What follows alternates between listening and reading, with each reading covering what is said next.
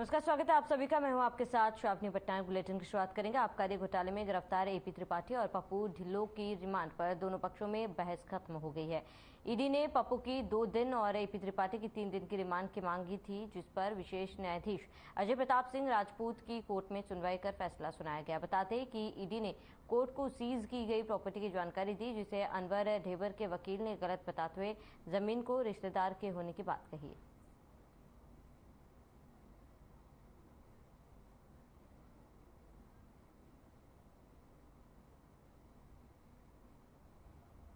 Case में 2 arrested को जो हमारे पास थे, अरुणपति त्रिपाठी और त्रिलोक सिंह ढिल्लों को हमने आज पेश किया और माननीय विशेष न्यायालय से हमने त्रिलोक सिंह ढिल्लों की 2 दिन की और ईडी कस्टडी की मांग की है और अरुणपति त्रिपाठी की भी ईडी कस्टडी की मांग 3 दिन की है, जो कि माननीय न्यायालय ने हमें ग्रांट किया है। तो ईडी ने सीज प्रॉपर्टी की जानकारी दी है और कोर्ट ने आरोपियों को रिमांड पर फिलहाल भेज दिया है और कार्रवाई की जा रही है। और आबकारी घोटाले पर कोर्ट का फैसला सामने आया है और ईडी ने सीज प्रॉपर्टी की तमाम जानकारी कोर्ट में पेश की, जिसके बाद कोर्ट ने आरोपियों को रिमांड पर भेज दिया है और आगे की कार्रवाई की जा रही है। और ईडी द्वारा कार्रवाई लगातार जारी है। जहां आबकारी घोटाले पर कोर्ट का फैसला सामने आया, ईडी ने सीज प्रॉपर्टी की जानकारी दी, कोर्ट ने आरोपियों को रिमांड पर भेजा है।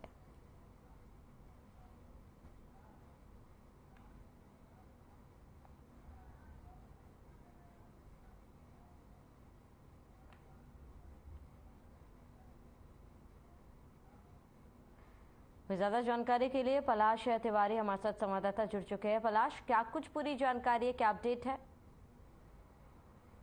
देखिए, पिछले कुछ महीनों से लगातार छत्तीसगढ़ में जो है वो ईडी की और आयकर विभाग की कार्रवाई जो है निरंतर जारी है, जिसके चलते जो शराब घोटाला हुआ है छत्तीसगढ़ में 2000 करोड़ का, उसमें जो मुख्य आरोपी अनवर ढेबर है, फिलहाल उन्हें तो ईडी ने जो है वो जेल भेज दिया है, लेकिन बाकी जो आरोपी जिसमें कल पेशी थी पप्पू ढिल्लन और एपी त्रिपाठी की, तो उन लोगों की कल कोर्ट में पेश किया गया। उसके बाद कोर्ट से ईडी ने जो है वो रिमांड मांगी थी 5 दिनों की, जिसमें कि एपी त्रिपाठी की 3 दिन की रिमांड जो है वो मंजूर की गई है और वही पप्पू ढिल्लन की 2 दिन की रिमांड जो है वो मंजूर की गई है। साथ ही आपको बता दें कि ये बहुत बड़ा घोटाला है, जिसे लेकर यहाँ पर राजनीतिक विवाद भी जो है वो लगातार जारी है। कहीं कांग्रेस ईडी की कार्रवाई को देशपूर्ण कार्रवाई केंद्र सरकार पर आरोप होते हुए नजर आती है, तो वहीं दूसरी ओर जो छत्तीसगढ़ भारतीय जनता पार्टी है, वो कहीं ना कहीं जो है वो कांग्रेस सरकार के घोटाले और भ्रष्टाचार की जो है वो गुहार लगाते हुए गलियों में घूमते हुए नजर आ रही है, ताकि क्योंकि अब आने वाले समय में जो है छत्तीसगढ़ विधानसभा चुनाव होने वाले हैं, तो इन तमाम चीजों को देखते हुए फिलहाल ये कार्रवाई जो है वो काफी महत्वपूर्ण नजर आ रही है। बिल्कुल पलाश, इस पूरे मामले पर कितने लोगों की गिरफ्तारी हुई है, क्या कुछ आगे भी जांच जारी है? देखिए, पहले ईडी ने जो है वो कोयला घोटाले पे जो है वो दबिश दी थी। कोयले घोटाले को लेकर यहाँ पर कई एक IAS ऑफिसर, साथ में DSP, डिप्टी कलेक्टर रेंज के अधिकारी, तो जो है वो 9 लोग पहले गिरफ्तार हो चुके हैं। उसके बाद जब शराब घोटाला जब सामने आया, तो उसमें जो है वो अनवर ढेबर के समेत फिलहाल कई लोगों से पूछताछ जारी है, जिसमें कि यहाँ पे गुरचरण बोरा का भी नाम है और तमाम जो चीजें हैं, कहीं ना कहीं सूत्रों के हवाले से खबर आती है कि काफी बड़े रसूखदार नेता, मंत्री, विधायक का भी नाम जो है वो लगातार सामने आ रहा है। लेकिन फिलहाल जो गिरफ्तारी की बात अगर की जाए इसमें शराब घोटाले में, तो एक अनवर ढेबर है जो कि सेकंड CM कहलाए जाते थे छत्तीसगढ़ के, तो उन्हें फिलहाल ईडी ने जेल भेज दिया। और वहीं से लगातार ये जो कार्रवाई जो जारी है वो अभी तक शराब घोटाले में फिलहाल 4 लोगों में से 1 को जेल भेजा गया है, बाकी जो है जो 3 वो ईडी की कस्टडी में।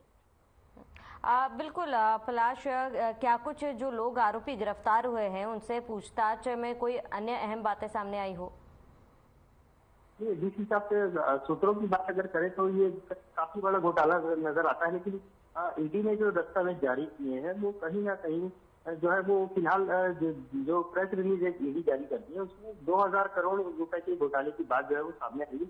वहीं अगर बात की जाए प्रॉपर्टी की, तो अनवर ढेबर समेत जो एपी त्रिपाठी और पप्पू ढिल्लों, इन तमाम लोगों को लेकर लगभग जो है वो 400-500 करोड़ की प्रॉपर्टी जो है अभी तक ईडी सीज कर चुकी है और लगातार सीजिंग की कार्रवाई भी जारी है और प्रॉपर्टी जो अटैच की गई है वो लगभग 2000 करोड़ की प्रॉपर्टी।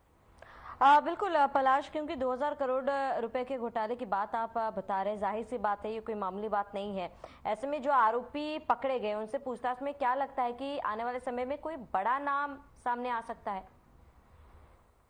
जी बिल्कुल, देखिए जिस तरीके से ईडी की लगातार कार्रवाई जारी है तो इसमें कई बड़े नामों के खुलासे जो है वो निरंतर अभी हो सकते हैं, जिसमें कि कहीं ना कहीं सीएम के घर तक जो है ईडी की कार्रवाई जो है वो पहुंचने की बात जो है वो सामने आ रही है। लेकिन फिलहाल अगर बात की जाए तो अगर तथ्यों पे अगर बात करें तो फिलहाल 4 लोगों की गिरफ्तारी हो चुकी है, बाकी लोगों को समन जारी किया गया है ईडी के द्वारा और उन तमाम चीजों पर जो है वो अभी फिलहाल ईडी की जांच जारी है। ठीक है पलाश, तमाम जानकारी के लिए आपका बहुत बहुत शुक्रिया।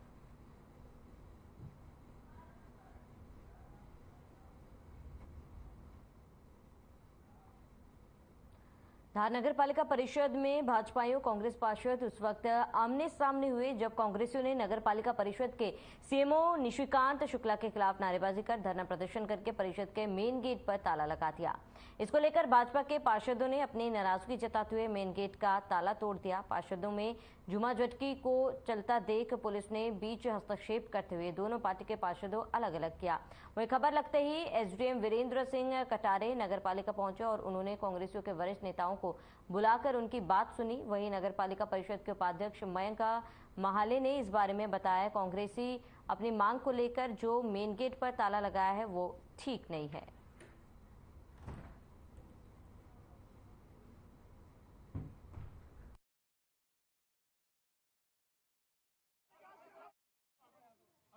महोदय से कुछ कांग्रेसी पार्षद कुछ समस्याओं को लेकर गए थे।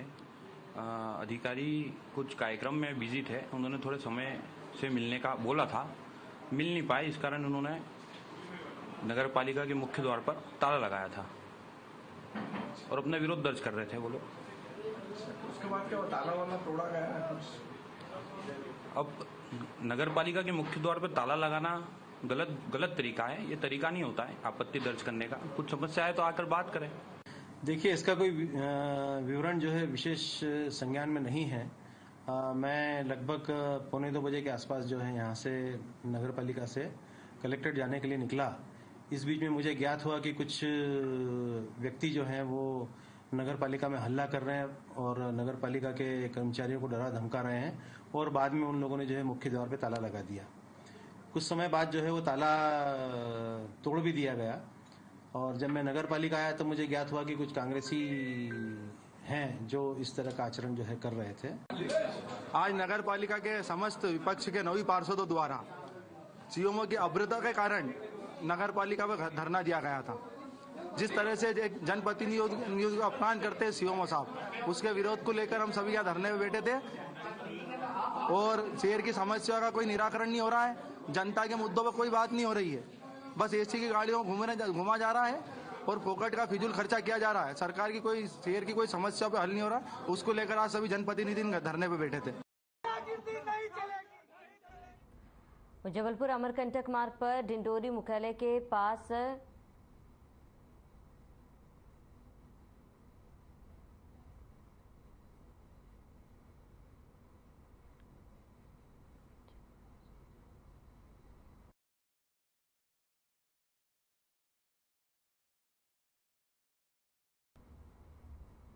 तो जबलपुर अमरकंटक मार्ग पर डिंडोरी मुख्यालय के पास ग्रामीणों ने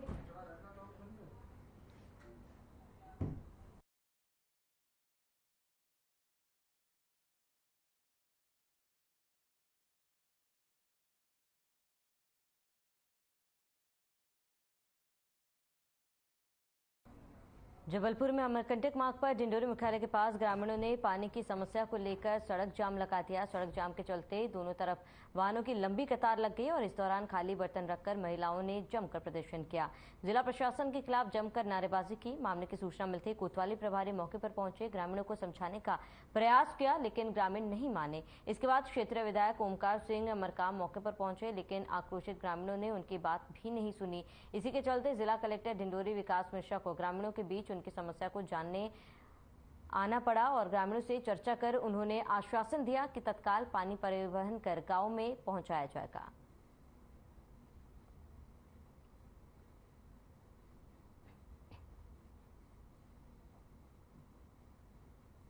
सर, अरे मैयली से ले जाते हैं पानी हम लोग रोज गाड़ी में रोज ले जाते हैं। टैंकर वगैरह नहीं आ रहा? कुछ नहीं आता, टैंकर वैंकर कुछ नहीं आता है। तो ये सड़क जाम, वो गाड़ी से ले जाता है, बाकी सब तो सड़क जाम कब तक करेंगे? जब तक पानी नहीं मिलेगा तब तक हम करेंगे सर। पूरी तरह से हम ध्यान दे रहे हैं, अधिकारी नहीं सुन रहे हैं।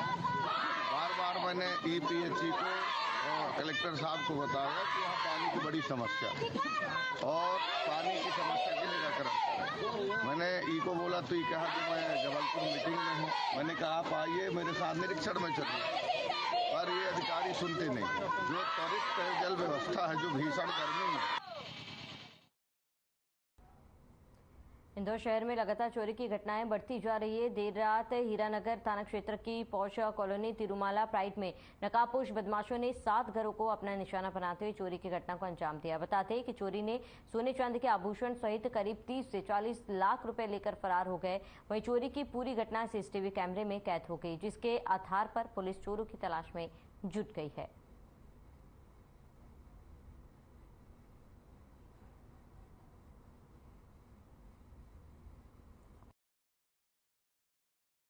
सतत रूप से गश्त की जा रही है। कुछ डार्क स्पॉट्स भी हैं जिसमें हम चाह रहे हैं कि वहाँ प्रकाश व्यवस्था सुनिश्चित हो। इंदौर शहर में बहुत सारी चोरी की वारदातों पर कंट्रोल हुआ और ट्रेस भी हुई हैं। उसके पीछे हमारा एक सफलता का कारण है CCTV।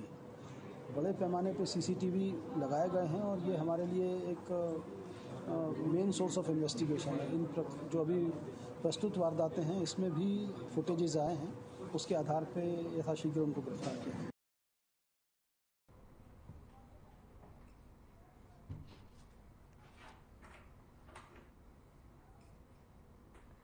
इंदौर एयरपोर्ट पर अनोखा और सुंदर नज़ारा देखने को मिला है। आमतौर पर तो एयरपोर्ट पर देश विदेश जाने वाले यात्री ही देखने को मिलते हैं, लेकिन आज मुख्यमंत्री तीर्थ दर्शन योजना के तहत आगर मालवा के 32 तीर्थयात्री शिरडी के लिए रवाना हुए।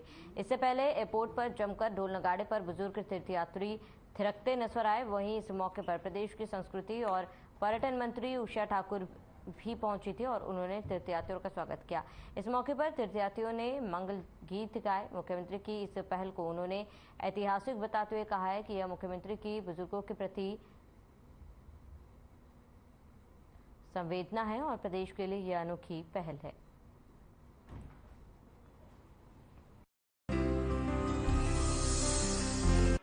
मध्य प्रदेश के इतिहास माना जाता है कि सर्जरी सबसे फायदेमंद होगी, ऐसे देखा जाता है। लेकिन जिस दिन हमारे जननायक भैया शिवराज जी के नवाचार के चलते आगर मालवा के 32 हमारे बुजुर्ग शिरडी के लिए हवाई जहाज के माध्यम से तीर्थ यात्रा के लिए भेजे गए हैं। आज उन सब की प्रसन्नता का पारावार नहीं है और इतने आशीर्वाद मिले हैं कि जननायक भैया शिवराज जी जैसा नेतृत्व भूतो न भविष्यति।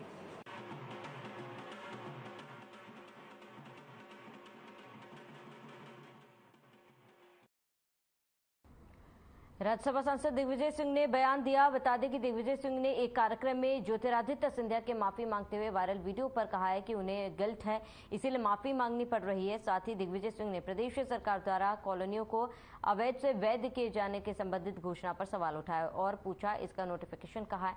साथ ही केंद्र सरकार पर निशाना साधते हुए सांसद दिग्विजय सिंह ने 2000 का नोट बंद करने पर कहा कि जब 2000 का नोट बंद ही करना था तो नोट लाए ही क्यों थे।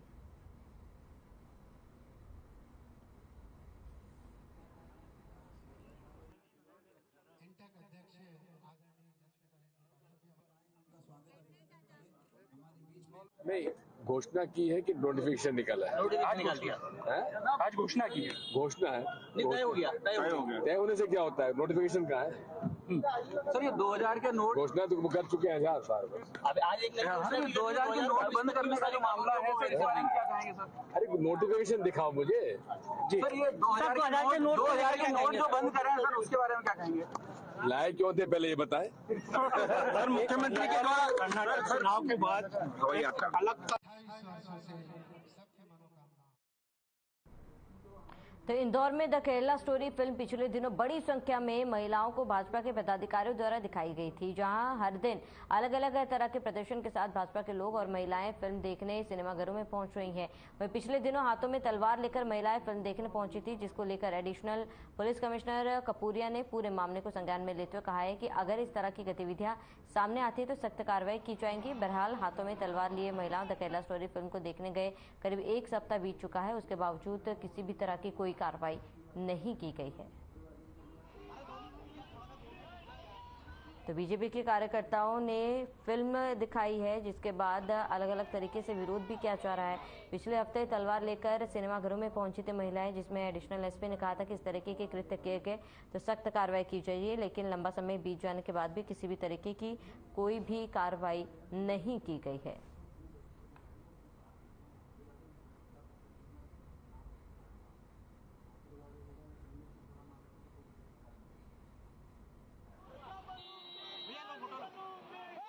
इस प्रकार की यदि गतिविधि आएगी तो उस पर सख्त वैधानिक कार्रवाई की जाएगी। वीडियो वायरल हो रहा है उसके आधे के अंदर और ढाबे के अंदर अगर ऐसा कोई प्रकरण प्रकाश में आता है तो उस पर समुचित वैधानिक कार्रवाई।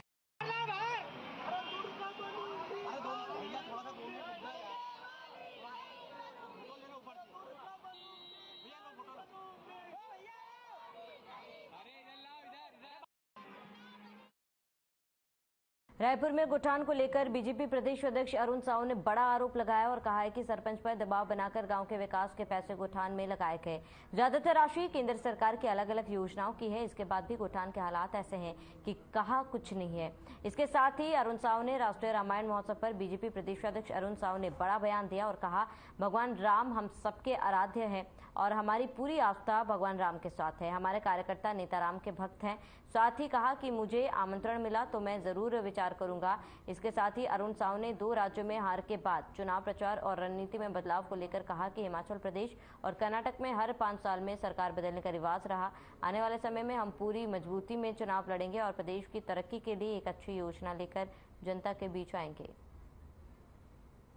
ऐसे अलग अलग योजनाओं के पैसे जो गांव के विकास में लगते, उन पैसों को गौठान में लगाया, सरपंचों पर दबाव बनाया कि ये काम करना ही पड़ेगा।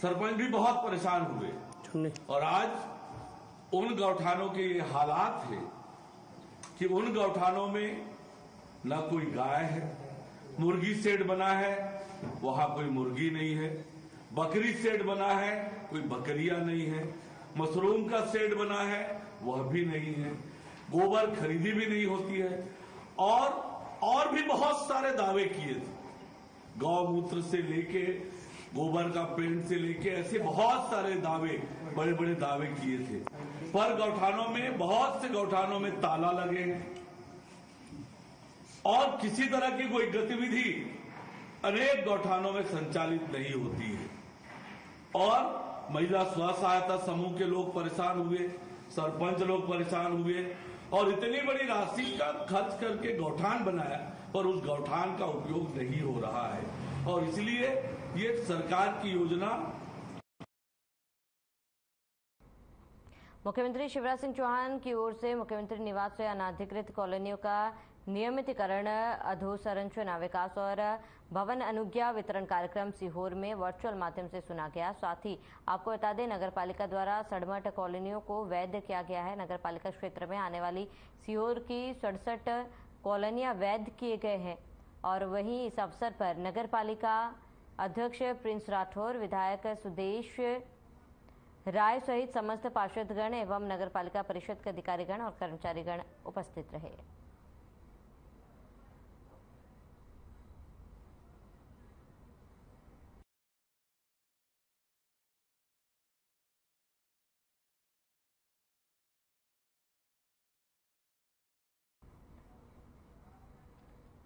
मध्य प्रदेश में फिल्म द केरला स्टोरी पर सियासत जारी है। मुस्लिम युवक के साथ फिल्म देखने के बाद इंदौर की एक बेटी ने अपना मन बदल लिया और हिम्मत दिखाकर युवक के खिलाफ रेप का केस दर्ज करा दिया है। इस मुद्दे पर प्रदेश के गृहमंत्री नरोत्तम मिश्रा ने पश्चिम बंगाल की सीएम ममता बनर्जी पर निशाना साधा। इसी बीच नरोत्तम मिश्रा ने कहा, ममता दीदी, फिल्म का समाज पर यह असर होता है। फिल्म द केरला स्टोरी देखने के बाद इंदौर में बेटी का मानस परिवर्तन हुआ है। ममता दीदी, यह होता है फिल्मों का समाज पर असर।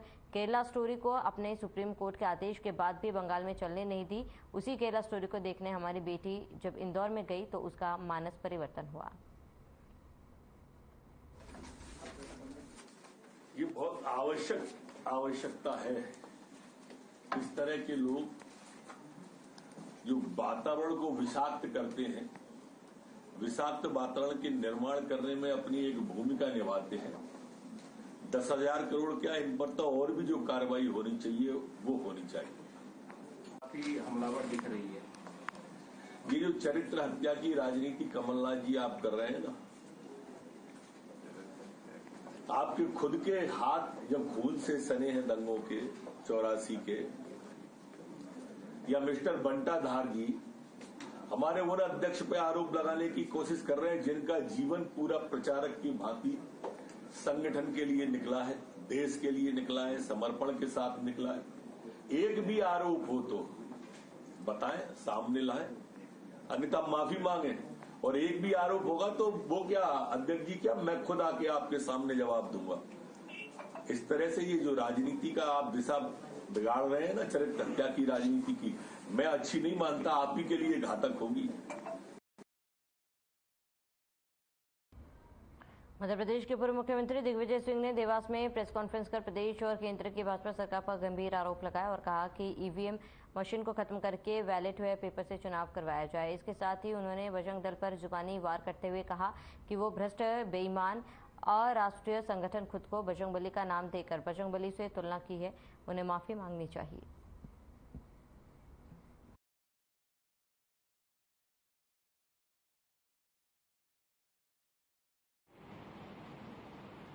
उनके घर में गया, 3 कमरों का घर, और दीपक जी ने मेरे से मिलने आए थे इम्कान में, ये दुखी थे। ये उस समय राजनीतिक अपने छात्र जीवन में भारतीय युवा मोर्चा के एबीवीपी के अध्यक्ष थे, भारतीय युवा मोर्चा के रहे। तब शिवराज सिंह चौहान इनका वर्कर हुआ करते थे, माफ करिएगा, थोड़ा सम्मान देना चाहिए मुख्यमंत्री को। तो शिवराज चौहान जी के घर से कुछ नहीं आता था, सब इनके यहीं से जाता था, कपड़े और भोजन की व्यवस्था किया करते थे। ये परिवार तो 3 कमरों में रह रहा है देवास में, और माननीय शिवराज सिंह जी ने ऑफिशियल अपना जब फॉर्म भरा 2018 में, तो 9.5 करोड़ की संपत्ति बताई। उस पर भी चर्चा होनी चाहिए कि आखिर कहां से आया है।